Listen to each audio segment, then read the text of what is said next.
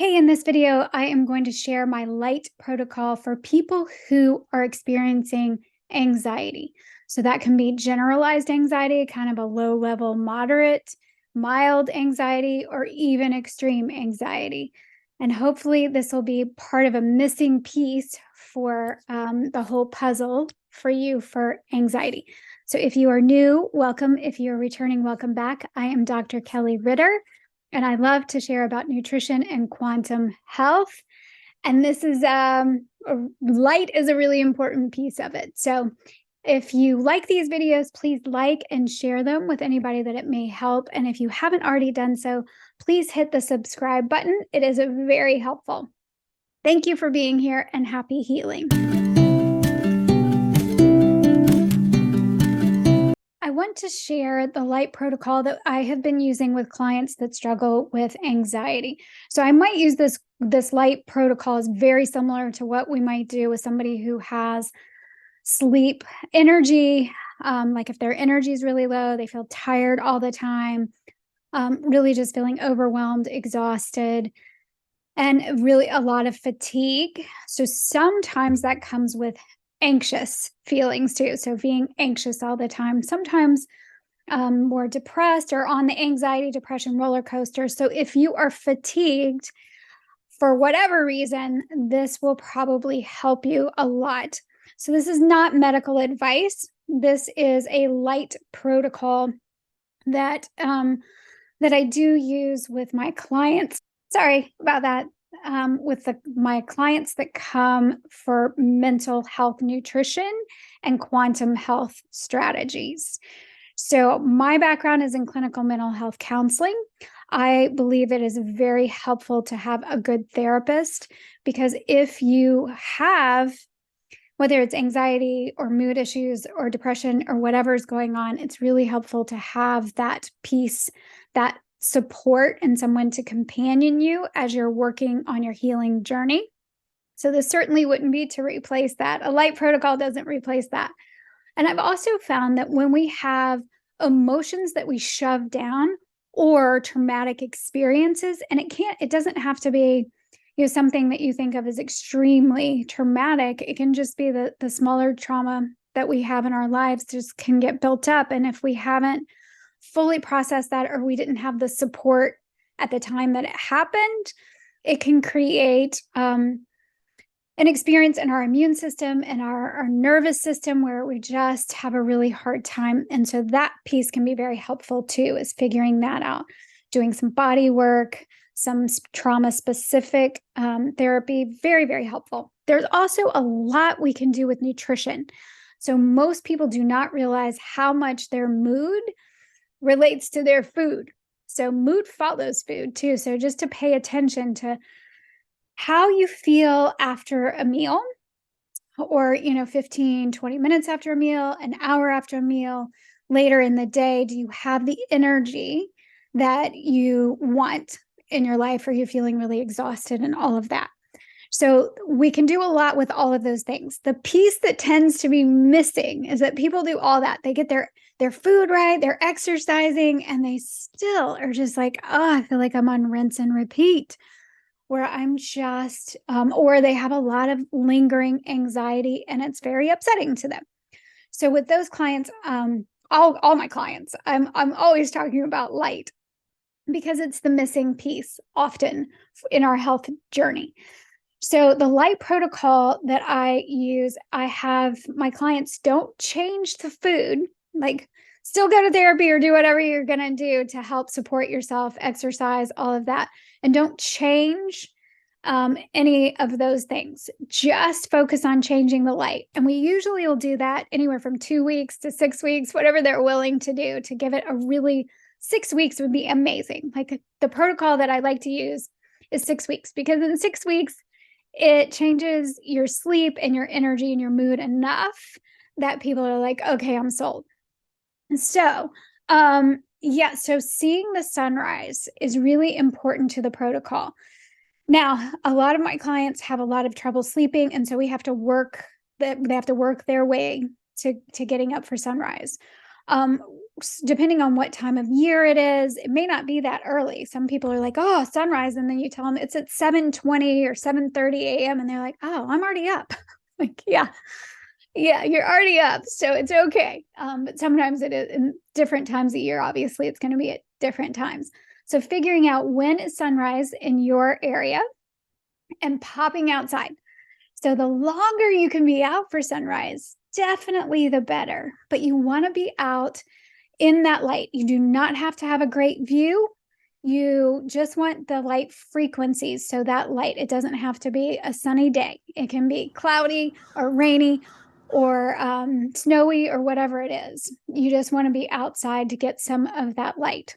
Our sensors for those light frequencies are in our retina, through our eye, and on our skin.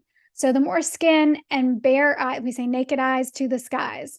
So you want to have no sunglasses, glasses, or contacts if you can do that. And if you are driving at that time and you have to have glasses or some, maybe at stop signs or stoplights, you just pop them up and you have your window cracked. So you're getting those frequencies of light. I have many clients that thought they would never be able to do this. And now it is absolutely, they pop outside before they have coffee. They're like, it's better than coffee. So I assure you, when you do this regularly, it will help. And it's about consistency. So every day for a minute is going to be better than 30 minutes or whatever for once or twice a week. Okay. So that is kind of the first piece of that, is to do your best to get out in early morning light. If you have to start by just as soon as you get up, going outside, even if it's not during sunrise, just get up and go outside. If it's still dark outside, you're waiting for light. You actually want the light. So not that there aren't other frequencies out there, but we're looking for, I particularly want that red light that's available. It's very highly concentrated at sunrise and sunset. So the more you can, and that the reason we want sunrise, by the way, is because the frequencies of light, it sets the tone for the day. So the suprachiasmatic nucleus in our brain, which is called the master clock, that is part of the hypothalamus, right behind the eyes. But that clock, that master clock, is going to take the information from the frequencies of light and tell the rest of the body. So we have these circadian clocks in every cell, and that helps our body orient to the time and place and season that we're in. So our body knows when to make what hormones, when to pack up melatonin and release some cortisol, when to make what neurotransmitters. All of those things happen by the light and the dark cycles of a 24-hour day. So that's why we really want to get out in the early morning light, because it sets the tone for the day. And you just have to work on that best you can. We are diurnal beings as human beings. So that means we're day dwellers. So even if somebody has become a night owl and they worship the night, and they can really support their circadian rhythms, and they can shift things and have a whole bunch more energy, better mood, and their sleep can be a whole lot better. There are some cases where that would be really challenging for people, but for the most part, that's how we're designed. So getting out for 2 to 5 minutes, the protocol is to get out for sunrise 2 to 5 minutes, as many days as you can, preferably every single day, and then to take light breaks. So you want to take a 1 minute plus. So at least going out for 1 minute and take at least 3 light breaks during the day. So you probably do more than that now. You're like, oh, I got this. I can do that. But you want to have no sunglasses. Again, if you can take your glasses off. There is some interesting information that contacts are probably okay. And if you've had surgery on your eyes or you have eye problems, you're going to get more skin in the game, people. So having more skin exposure, because we have sensors on our skin, but also through the eyes. So the light in the eyes is really important, but you're not staring into the sun. I want to be sure that people understand it's really about the light frequencies by just being outside. You don't have to have a great view, and you definitely don't want to stare at the sun. there are only a couple of times when it is appropriate to sun gaze, and that is right as the sun is rising over the horizon for sunrise and as it is dropping down at sunset. Though, from best I can tell from the research that I have done, that's the only time you would want to sun gaze. Otherwise, you just want to have naked eyes outside. And then if you can start to get UVA light, get outside during UVA light for one of those breaks. Okay, so at least 1 minute outside during UVA. So UVA light is typically available about an hour after sunrise and about an hour before sunset. So maybe you just pop outside, maybe you're driving or something and you crack a window or your sunroof or something. Maybe you walk the dog, maybe something so that you're getting some of that UVA light. The UVA light is most associated, those frequencies of light are most associated with mood and focus. And so that's why we want to really make sure that that's part of the light protocol. So you're going to get out for 2 to 5 minutes in sunrise and do your best to get some UVA light every single day as one of your light breaks. Sometimes some of you are just getting up at that time, so you just do what you can do. I want you to be really gentle with yourself about this. It's not about perfection. It's about practice and just honoring the light and dark cycle of the day to specifically help your mood. It'll also improve your energy and your sleep. And then the light protocol is to at sunset. So if you can get out during sunset, that's great. The protocol is really about early morning light and taking light breaks, getting the UVA light, and then also blocking junk blue light, indoor lighting, dimming everything at night. Having lamps with incandescent bulbs is really great, but if you can just dim everything, and then making sure that you're wearing blue blockers after sunset.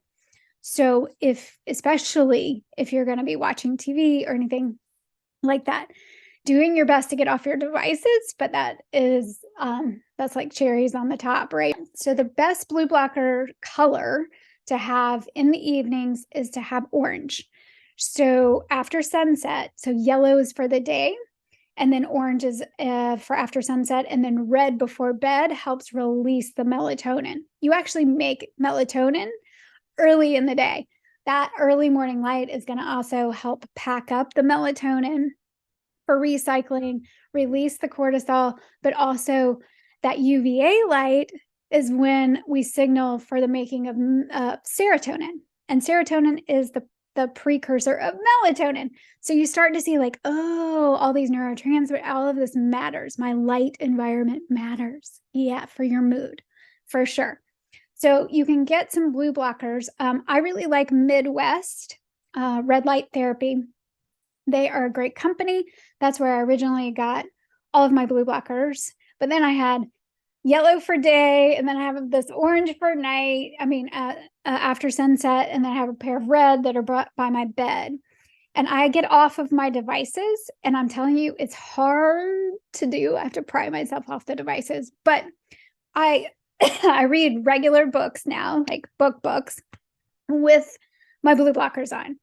And it does take, if I'm downstairs watching movies with the family, I'm wearing these. When I went to the Super Bowl party, I was wearing these. So, you're just the weirdo now that's in in your blue blockers. It's also really helpful to cover your skin at night if you're in bright lights or you're in LED lights, or you've got to go to your kid's basketball game or whatever it is. Like you're in the hoodie covering up with your blue blockers. You look like, yeah, the real weirdo. But who cares? Because you have better energy, better sleep, and better mood than everybody else. So that's cool. So you can check out Midwest. Of course, you can get, any of the blue blockers that you want. I also really like Viva Rays are awesome. I had to do it because these are so cool. So they come in this cool little container, if you haven't seen, and this is their clip and go. So you start with yellow. So I wear these like during the day when I'm on my computer. Yellow, and then orange. Let me take these off so I can see which is orange and which is red. Okay. So then after sunset, I would go find these and clip on my orange. And then right before bed, I would clip on my red to help make it. You want darkness. Darkness is what tells the body to release the melatonin, and everybody realizes melatonin is important for sleep. It does other things. There are different types of melatonin too, by the way. But that's mostly how we want this. So when you get restorative sleep, and when your body knows when to make what hormones, and starts to release those appropriately, and your neurotransmitters are getting made from the amino acids that you eat.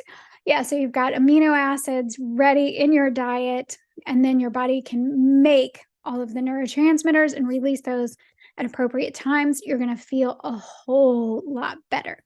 So often the light piece is what's missing when people, they exercise, they eat well, they're, if they've gone to therapy, they've done all this stuff, and they're still having anxiety. They're still feeling really anxious or overwhelmed or fatigued.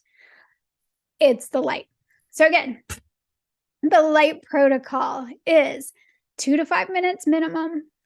That's the minimum. If you can be out there a little longer for sunrise, getting out for sunrise, having at least 3 breaks that you go outside in natural light every single day. One of those breaks being in UVA light is going to be your goal. If you can go out more by all means.